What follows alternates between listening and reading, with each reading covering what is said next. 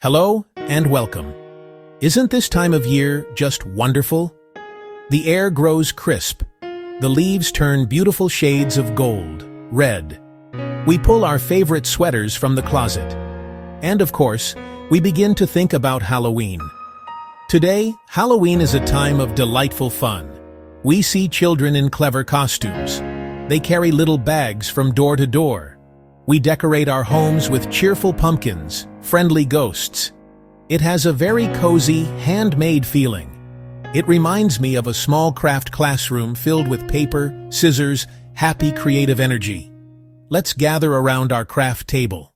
Imagine the smell of warm cider and fresh pumpkin bread. We can explore the beautiful history of this favorite holiday. It is a story that is much older and richer than you might think. It did not begin with candy and costumes all at once. Instead, it grew slowly over many centuries. It is a tapestry woven from ancient beliefs, simple folk traditions, and the creative spirit of people just like us.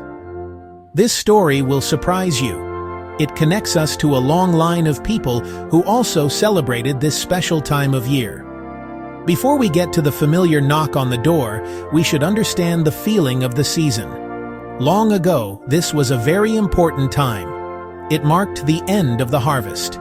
The days grew shorter and the nights grew longer. People gathered their crops and prepared for the cold winter ahead. This change in the seasons felt magical and a little bit mysterious. It was a time for reflection. It was a time for communities to come together. This feeling of change and togetherness is the true heart of Halloween. It is the simple, honest beginning of our story. So, let's get comfortable. We'll start at the very beginning. Our story begins over 2,000 years ago. It starts with the Celtic people in Europe. They celebrated a festival called Samhain. This festival marked the end of summer and the harvest. It was their New Year's Eve. Samhain was held on the night of October 31st. The Celts believed that on this night, the veil between worlds thinned. The world of the living, the world of the spirits. They thought ghosts of the dead could return to the earth. This idea sounds a little spooky, but it fit their beliefs about life and the seasons. To navigate this special night, people took precautions. They welcomed loved ones' spirits, warded off unfriendly ones, and lit huge bonfires. Fire as a protective, purifying force, a beacon in growing darkness. People also wore costumes, often from animal heads or skins, to disguise themselves, so wandering spirits might mistake them for one of their own. A clever and creative solution. Later, as Christianity spread, the Church created its own holidays. In the 8th century, the Pope designated November 1st as All Saints' Day, All Hallows' Day, meaning a holy person. The night before became All Hallows' Eve, and over many years, the name shortened to Halloween. This is how the date became fixed in our calendar. The new Christian holiday did not erase old folk traditions. They blended. Samhain ideas mixed with All Hallows' Eve customs, candles, fires, community.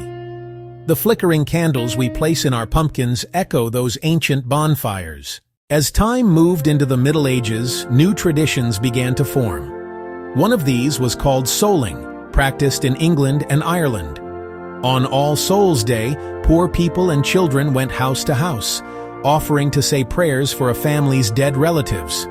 In exchange, they received small round soul cakes, sweet, spiced, sometimes marked with a cross.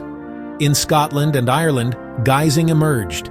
Young people dressed in costume performed at doorsteps, singing, reciting, telling jokes, doing a small trick, and were rewarded with treats, fruit, nuts, coins. The costume was key, disguise and playful performance, direct ancestors of modern trick-or-treat. Irish and Scottish immigrants brought these customs to America in the 1800s. They kept Halloween with costumes, games, and neighborly visits. They carved turnips or potatoes. Jack-o'-lanterns smaller and harder to carve, but just as magical. Treats were homemade, apples, popcorn balls, baked goods. The focus was community fun and light mischief. Trick-or-treating took off in mid-20th century America. Growing suburbs made it easy and safe to walk house to house. The phrase trick or treat became the standard greeting, a playful, polite ultimatum. Candy companies produced small, individually wrapped candies, perfect for giving out. And advertising in the 50s cemented Halloween and candy together. Over time, safety grew. Candy checks, trunk or treat, official hours. Yet the heart remains, dressing up, visiting neighbors, sharing a small moment of joy.